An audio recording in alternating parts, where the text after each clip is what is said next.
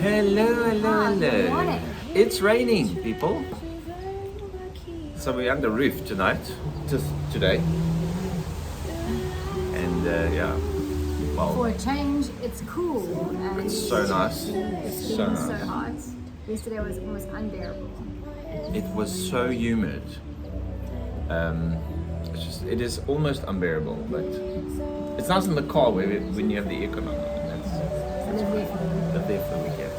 Anyway, we hope you have had a good week, and it's always a privilege to spend a couple of moments with you.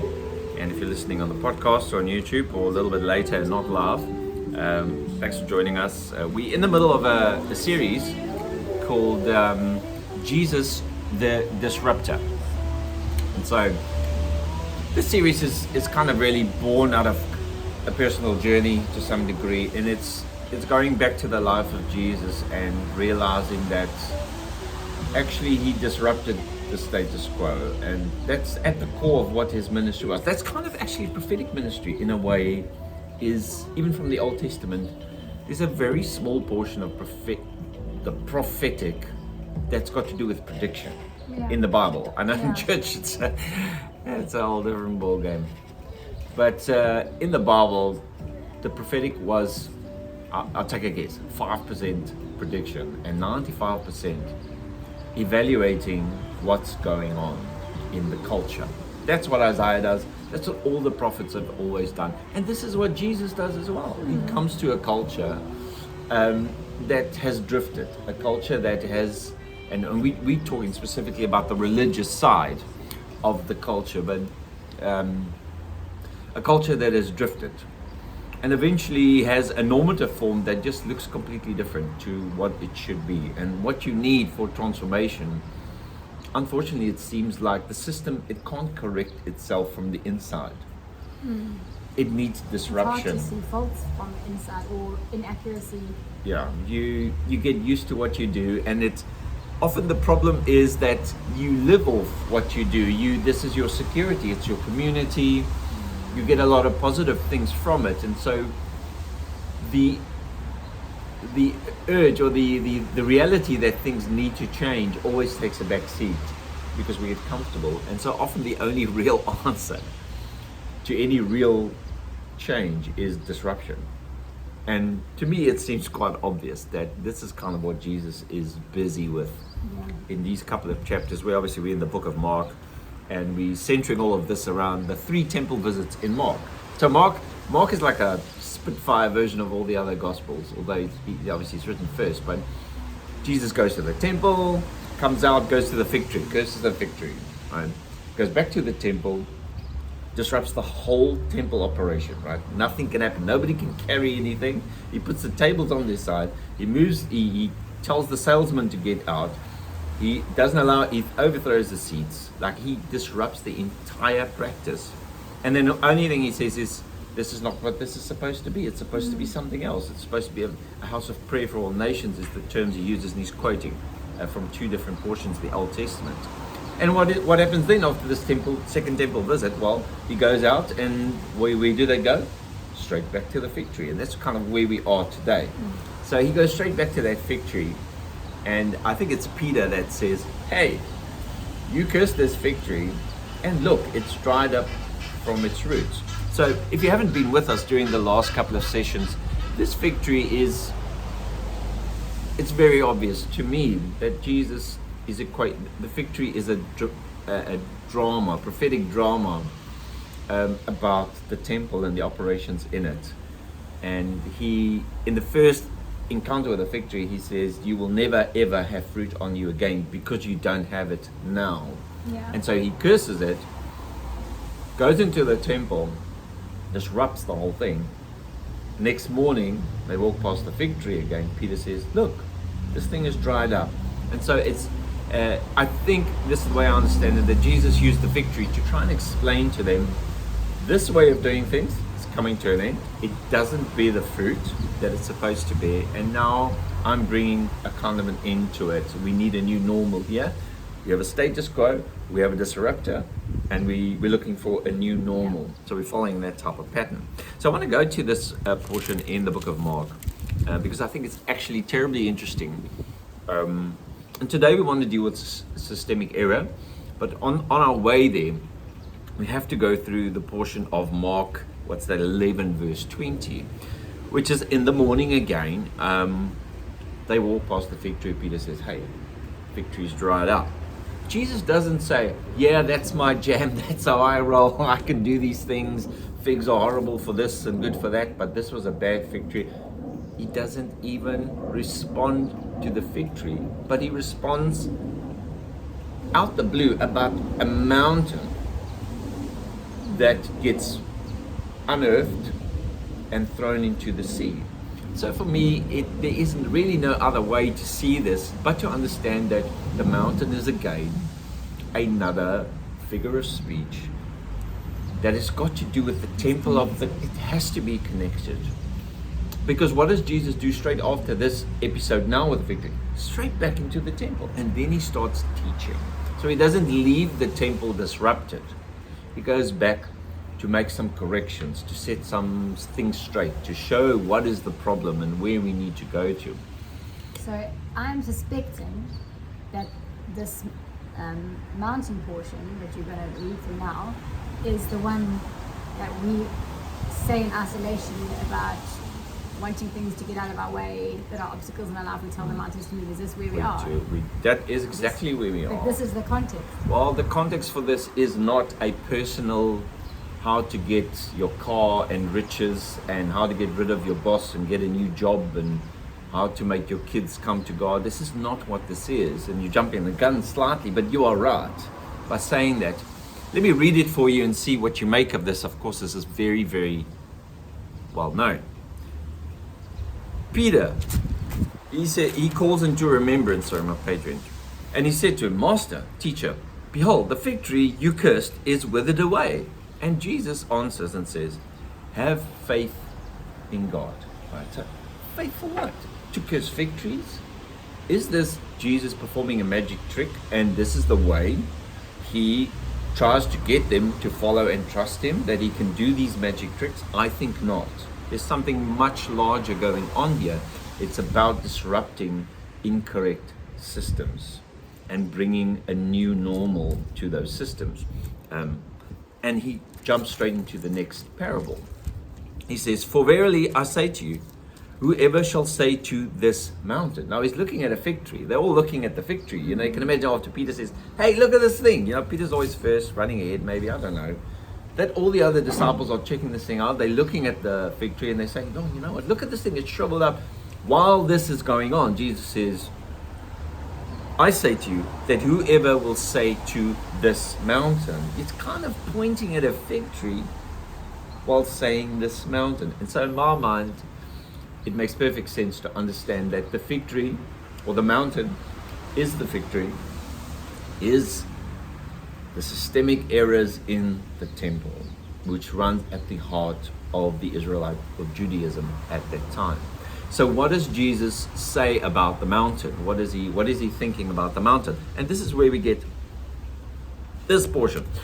He says, whoever will say to the mountain, be removed and be cast into the sea, and shall not doubt in his heart, but shall believe that those things which he says shall come to pass, shall have whatsoever he says. All right, so I know what we've done, and maybe I need to read the next verse. Therefore, next verse is verse 24. It says, therefore I say to you, whatever things you desire, when you pray, believe that you receive them and you will have them. Personally, I think this is where I grew up. This is the most abused scripture verse in the entire Bible, probably, because we turned this verse into a self-help word of Whatever faith. you ask for. Just whatever you ask for. Whatever you Now, ask for.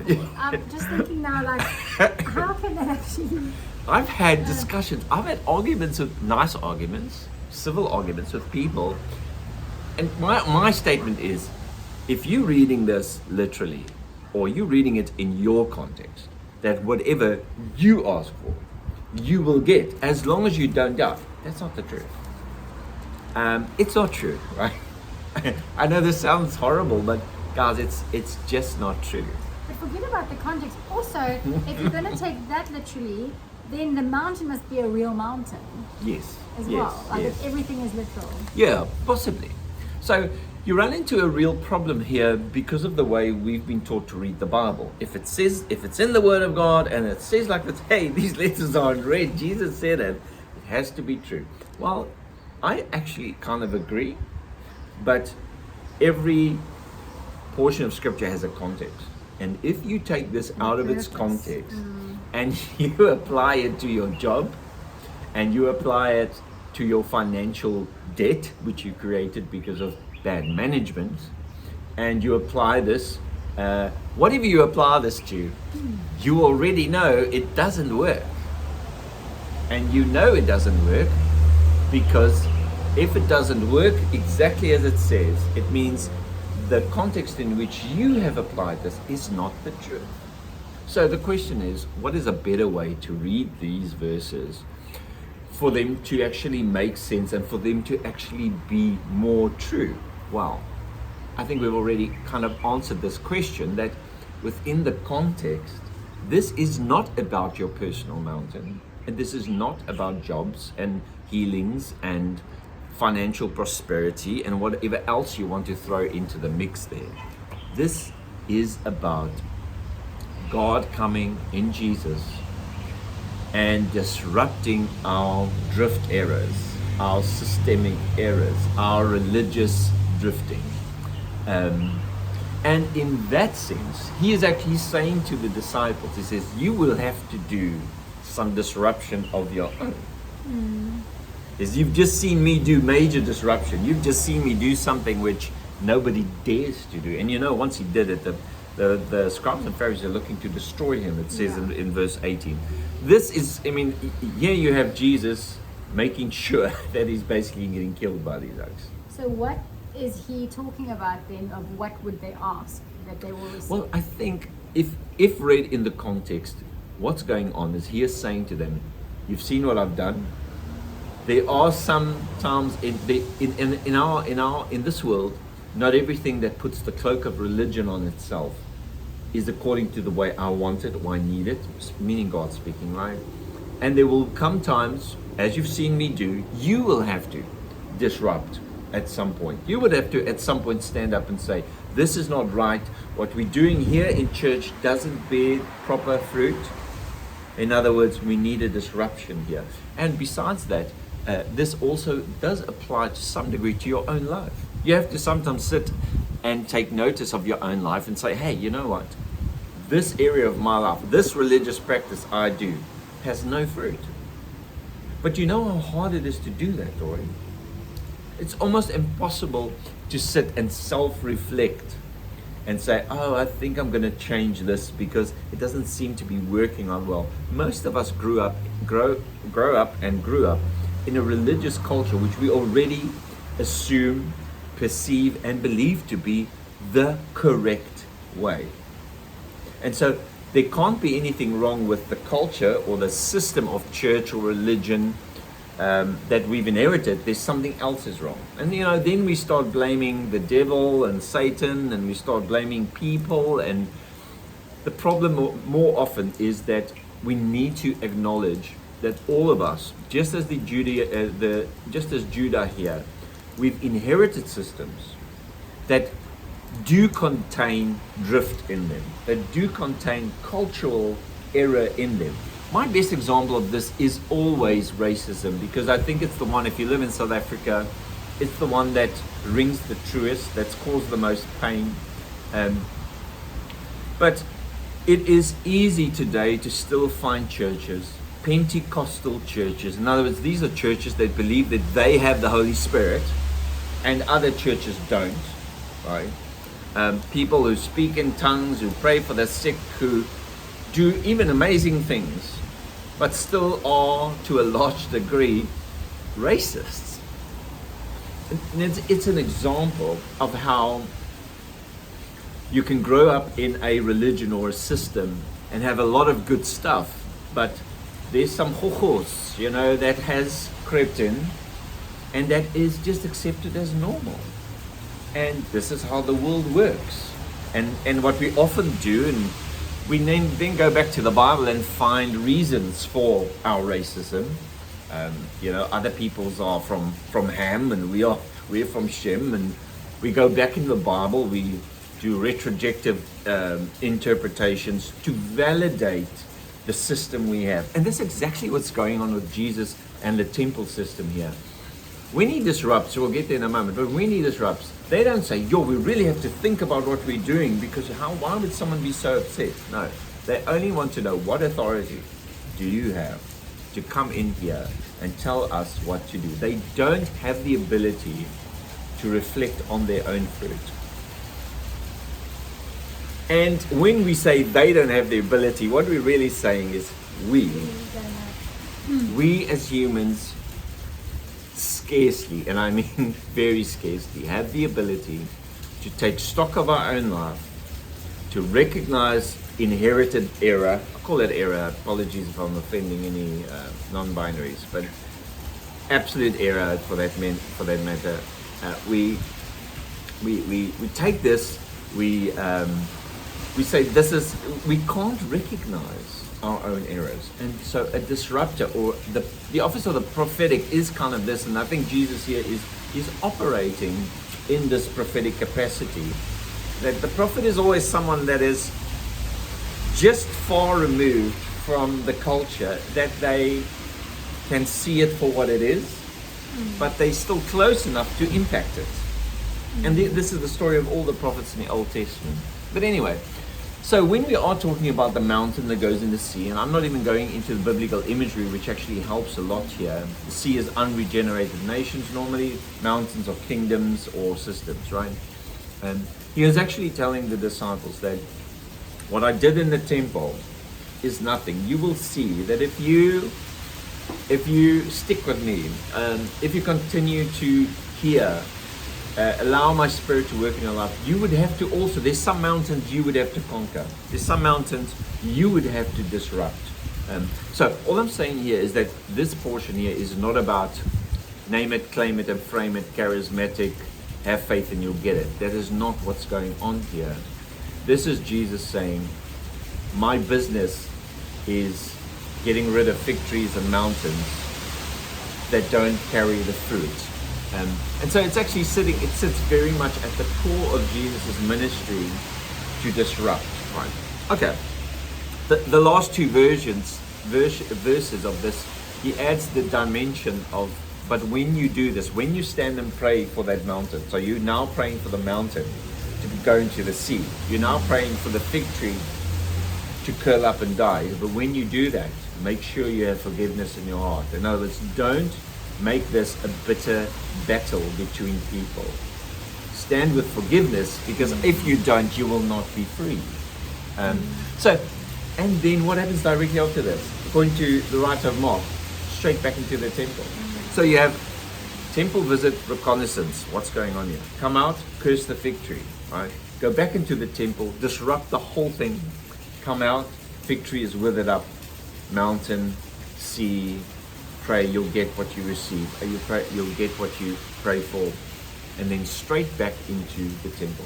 And so this is where we get to what I call the third temple visit. In the third temple visit, Jesus starts speaking about, he confronts the scribes and Pharisees about more specific ideas. And so we're going to be spending a bit of time in these portions today.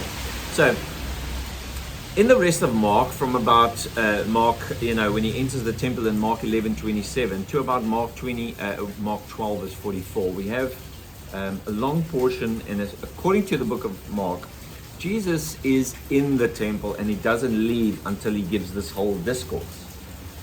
So I try to identify themes, and these are the 5 themes that I feel I can pick up on in the discourse of Jesus, the things that really worry him. And of course I'm interpreting them from my own lens, but maybe they will be slightly helpful. So the first one is systemic error, and that's the one we're going to be talking about today. The second one is the trappings of hypocrisy. The third one is blind biblicism, and this is going to be an important one that we'll be dealing with in a couple of weeks from now. And then there is number 4, the centrality of love, the the true north of love in all of this.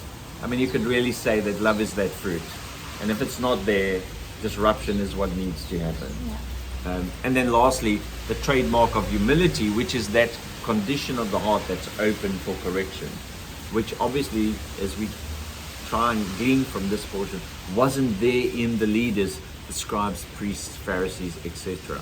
So let's go to the first one of these, systemic error. So what is systemic error? I know today the word systemic is not always received very well because it's thrown around and it's used as an accusative word accusative word against people. But systemic error is basically an error that is inherited. It's something that comes that you have not asked for. It's always been like that. That you actually haven't consciously chosen. It was kind of chosen for you, and you're just following the example of those who have gone before you.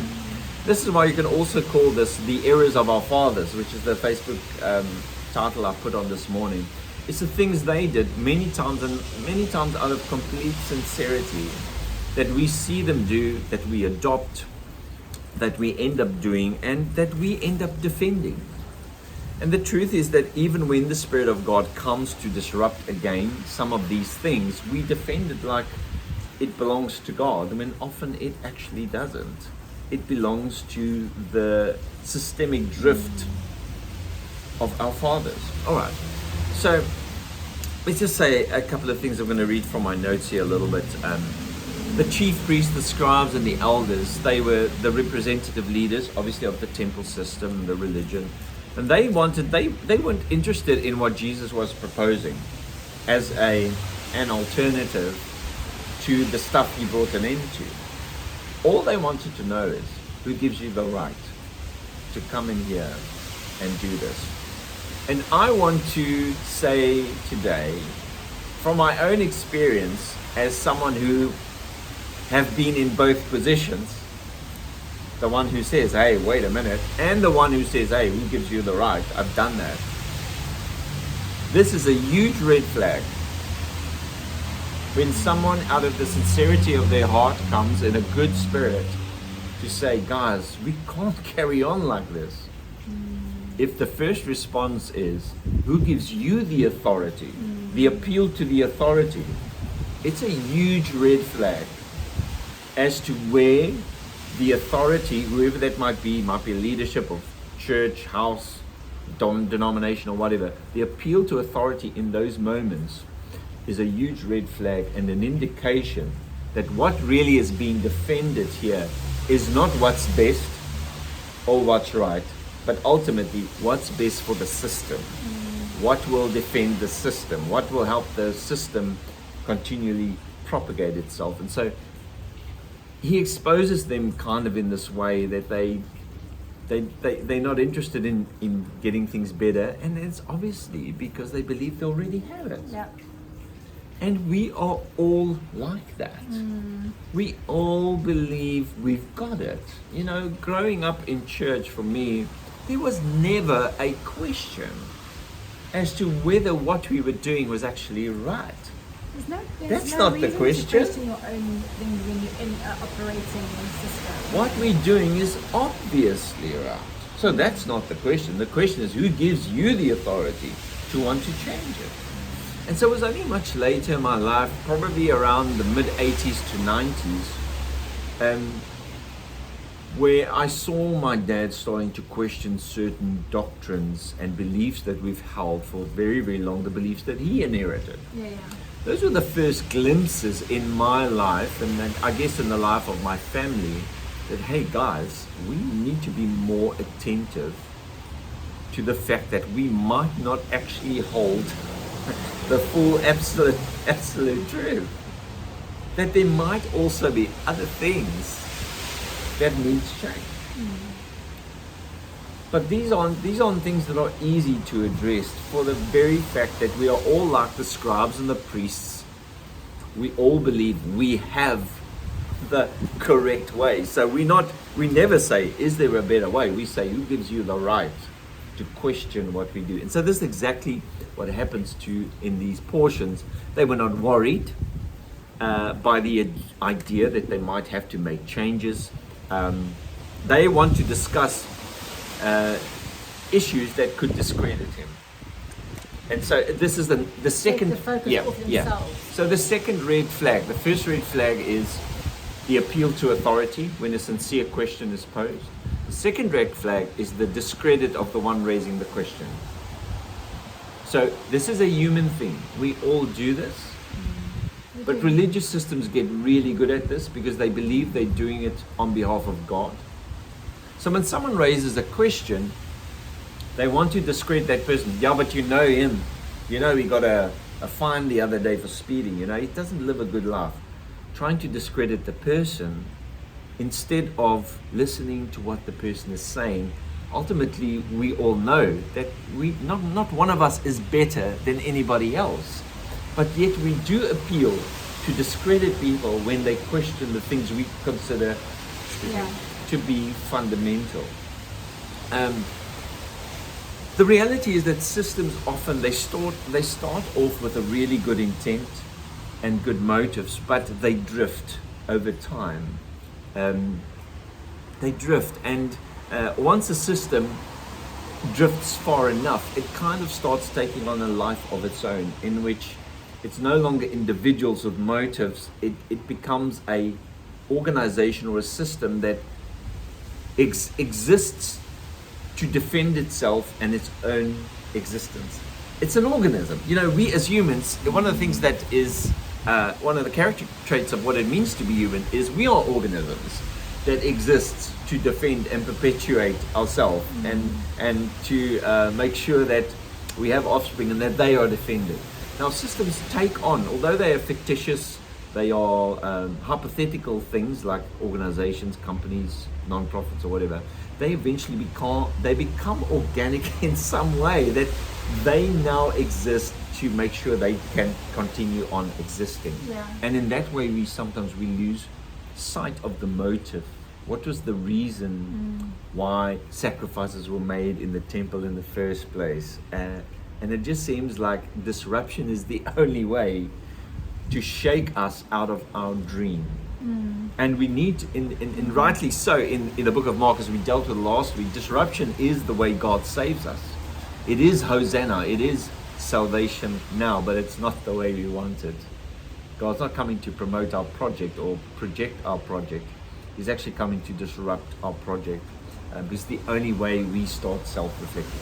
Okay. I'm just thinking that it might also be not only the drifting of the system, that it's trying to do things that aren't necessarily right, but it's also the lack of updating. You know what I mean? Yeah. Like when a system, you do things this way, and then things change in reality, and God's ways might look a little bit different now than they did 50 years ago or 6,000 years ago, and then that system might be incapable of moving, because it's just how do you move it's such not a flexible big enough. organism? It's not flexible enough. So it's not always a deliberate drifting into things for their own gain consciously. It's that lack of flexibility and of updating. The drifting is not deliberate. No. It's like someone trying to travel to the North Pole, but they set their compass 15% out at the beginning of the journey. And eventually they arrive not at the North Pole because they drifted along the way, and the longer you drift, the further you get off course. So it is an unconscious type of process. Inflexibility, absolutely, like you're saying. So when the scribes and Pharisees, this is what happens, right? Let me see quickly here in Mark 12:27. And they come again to Jerusalem, and as he was walking in the temple, while he's back in the temple, here come the chief priests, the scribes, the Pharisees, and the elders. Now, you know what he's just done to them the previous day. He's just disrupted the whole thing. And they say to him, and this is their appeal, by what authority do you come to disrupt our way of doing things? So like we said earlier, the appeal is immediately to authority. It's got nothing to do with how can we improve or should we improve, or what are your arguments for what you are saying. No. Who do you think you are to come in The here? audacity. Yeah. Exactly. So Jesus, he doesn't actually answer the question once again, but their legal question, he answers with a spiritual question. They say the mark of a great philosopher is answering questions with questions, and this is Jesus' master at this. So he asked them a question in return, and it goes something like this. What do you guys say? John the Baptist, was he from God or not? It's a simple question, right? We know what the scribes and Pharisees believed. They believe he was not from God. We know that. We know, you can go read Matthew 3. John kind of flares up against these guys because of the stuff they've been doing. And one of the accusations John the Baptist brings against them is he says, you're not bearing the right fruit. Why are you here? Go bear the fruit. Stop thinking that because you are Abraham's children, you'll have some special treatment. Now it's a bit of an insult to the leaders, right? And it's an oak wearing a slung and a snake. Did he wear a snake? Why do I think he wore a snake for his belt? Does it say that? I don't know. Yeah, I think it does. And he was eating grasshoppers. He didn't comb his hair. He was unrefined, this guy. And he is questioning their motives and their fruitfulness. So we know what the scribes and Pharisees thought about these guys. But you know what? They say, they answer, we can't tell. When he asked, is John the Baptist of God? Or They say, we can't tell you. We don't know. They're lying. Why are they lying? Because, and it says, the writer of Mark records for us, he says, if they said John was from God, then why didn't they listen to him? Right? Everybody knows they didn't. But if they said that he wasn't from God, there's a problem. What's the problem? The people. the people who believed he was. Yes. So when they say he isn't, they have a problem. They have political instability. The moment they would acknowledge that he wasn't. Yeah. So instead of being truthful and standing up Straight. for what they actually believe, they say, we cannot tell. And what happens in this moment, I think, is Jesus exposes what the system is really after. It's not after truth. Because if they really believe that John the Baptist was not from God, they should proclaim it loudly. They should make it known. They shouldn't be afraid to say it. But truth is not their objective. Their objective is political stability, which is in fact what gives them their power. So this is red flag number 2 when it comes to systemic error.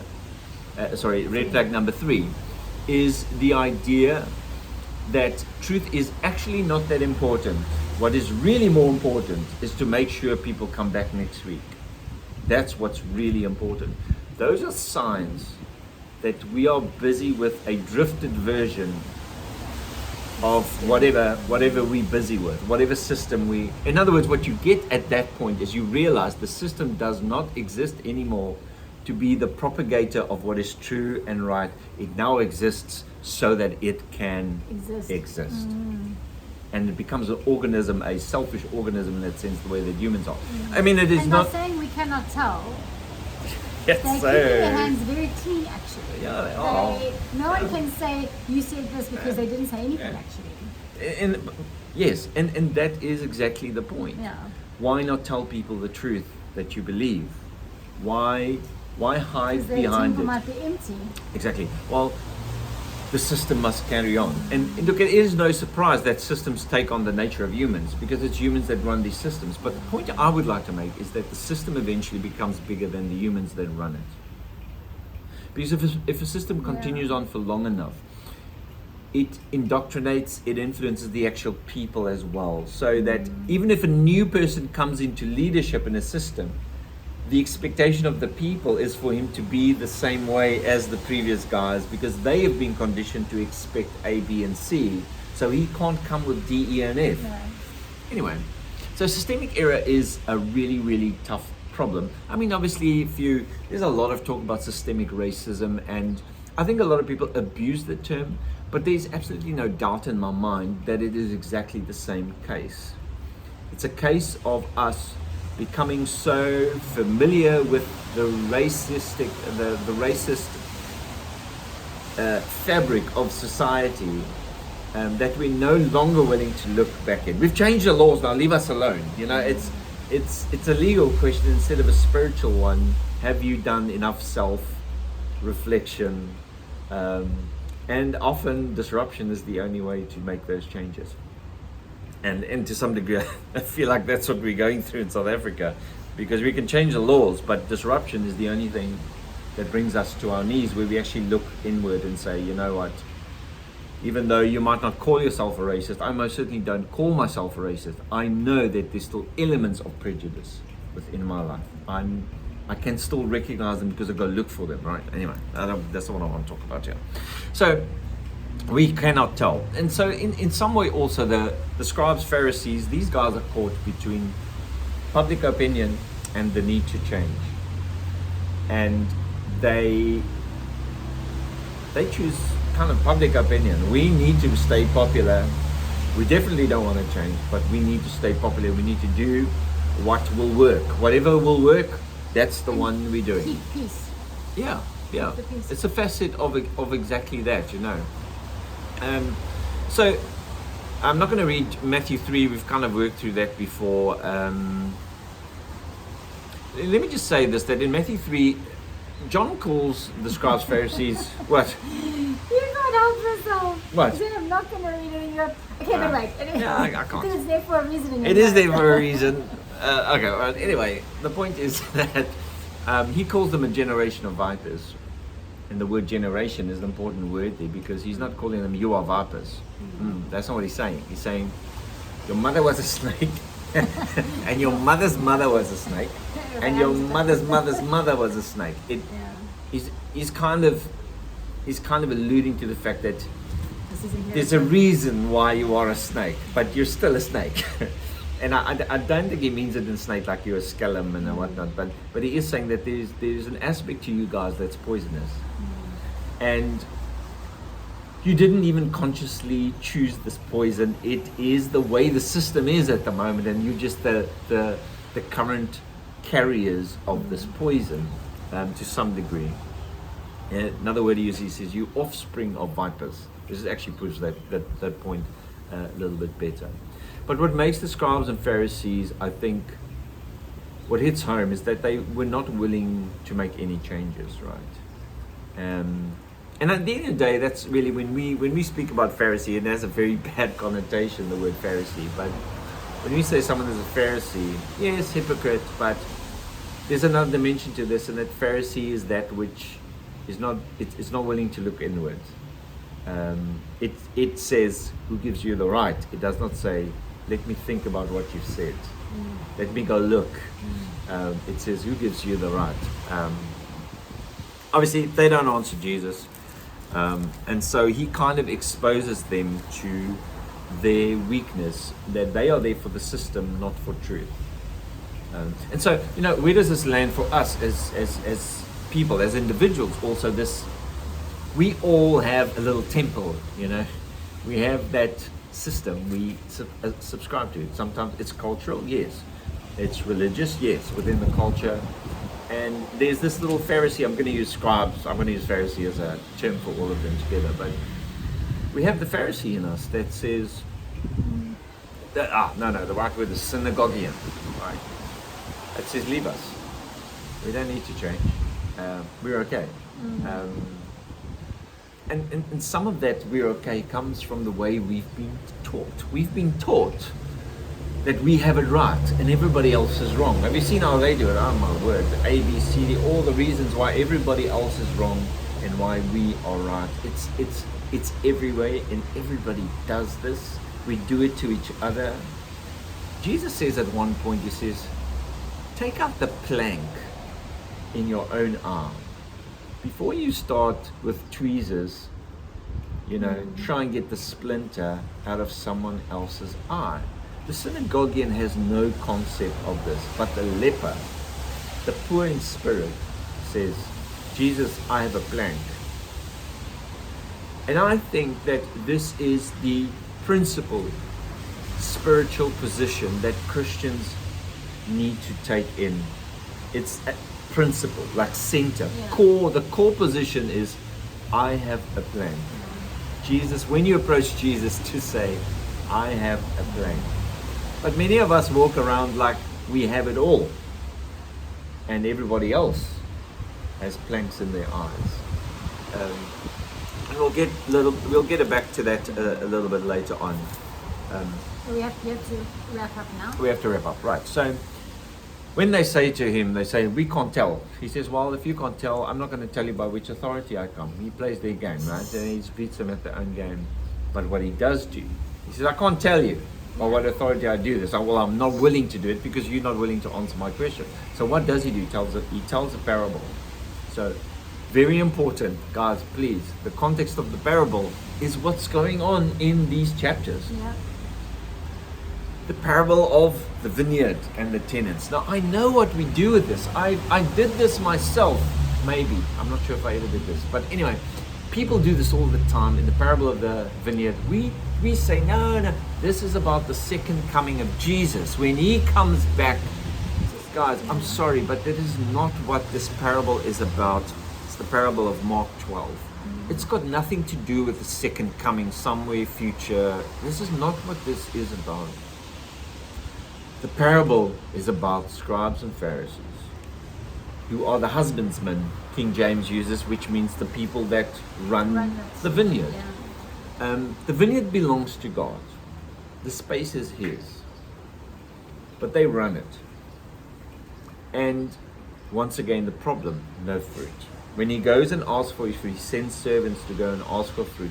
They kill the servants. In other words, it's the same question. The same thing is going on here.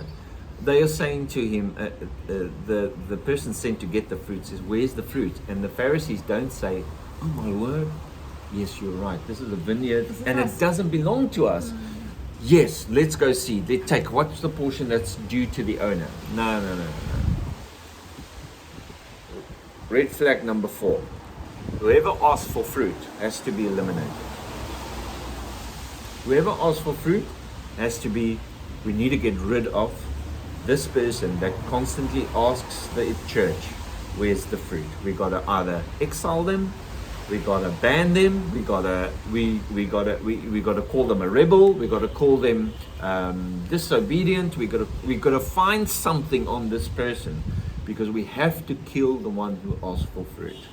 And so they do all over and over, and of course the picture of the one coming to ask for fruit is the picture of the prophet in these psalms. And then finally the one who comes as the son, which Jesus speaking of himself in that moment at the temple, asking for the fruit. They kill him. We know, it speaks about the death of Jesus, the crucifixion. But then Jesus quotes from Isaiah something which seems very unrelated. He says, haven't you guys read the scripture? What an insult to a Pharisee.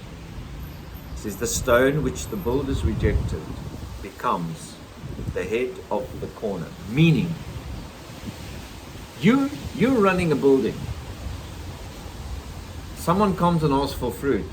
You reject that person or that spirit, that Jesus, that inquiring leper is one that says, where's the fruit? There's something wrong with this building. You reject him, you throw him outside, but guess what is going to happen? There where he lands, he becomes the first stone of the next building. And so Jesus was talking about himself, right? And this is where we feel we get the church. It was rejected by the Jewish leaders, and so Jesus becomes the cornerstone of the church, etc. But it's also a principle that when there's fruitlessness, the end result of fruitlessness is a dried up fig tree. When there's a kingdom or a system that stands tall on the landscape of humanity and it is fruitless, it will be eventually cast into the sea. When there's a kingdom or a vineyard that does not bear the proper fruit, it will eventually be taken away and it will be given to those who will bear the fruits. And this is also true of us individually. Are we able? Well, it has to start with us because that's all made up of us.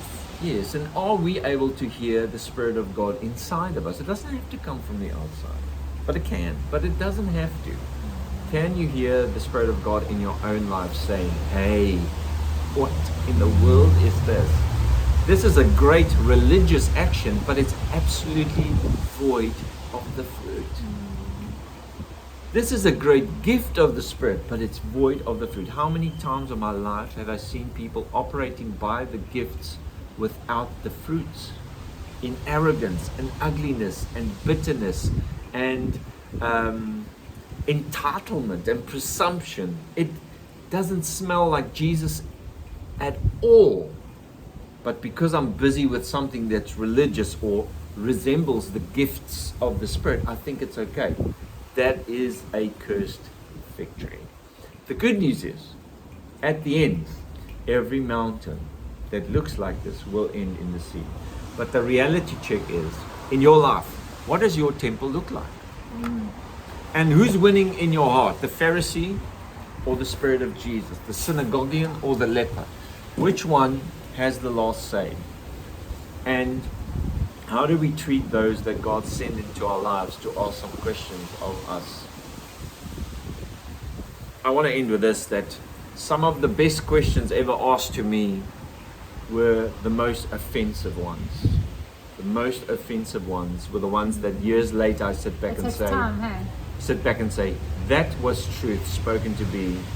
Someone which I didn't like at the moment. I didn't like it because they were actually saying the truth, but I was unable to hear it, unable to process it. And you subconsciously say, by whose authority are you coming here? Absolutely. And I immediately think, oh, but that guy does that, that. Who's he to talk to me? Yeah. Exactly. That's the spirit of the synagoguean, scribe, and the Pharisee. It's not the spirit of Jesus. And as an individual people, as churches, as denominations, and as the church on the earth, the representative of Jesus, we should be the first to be willing to disrupt things, and the first to take on the spread of living. Are disrupted. Yeah.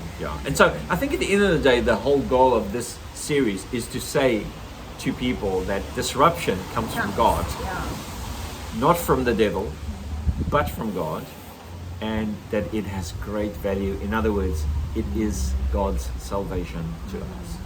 This is Hosanna when disruption comes. Be happy. It's dark. It's difficult. But that's the thing that brings the fruit. Right, good end. I made it almost. Anyway, guys, have an awesome week. And we'll see you next week. If you have any questions, don't be shy to pop them privately. It's probably the best, unless you want them answered publicly. But yeah, thank you for being with us today, wherever you're watching. See you next week. See you next time. Cheers. Bye.